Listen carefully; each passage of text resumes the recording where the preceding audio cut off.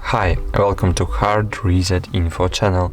Now I'll show you how to set up free VPN on your Oppo A16. So at the very beginning you need to open Play Store application, then in search find VPN Turbo. Now install application with right button icon.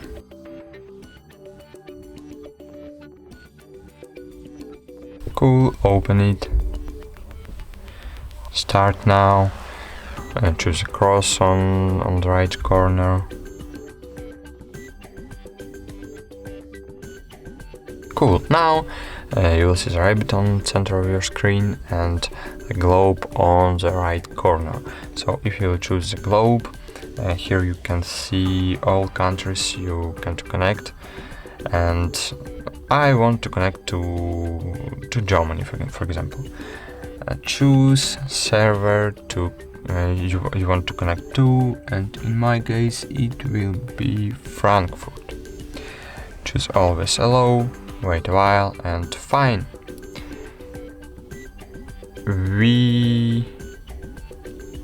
This was an error or what? Okay. Fine, now we are connected to Frankfurt server, and that's all. Thank you for watching, like this video, subscribe to our channel, and goodbye. See you.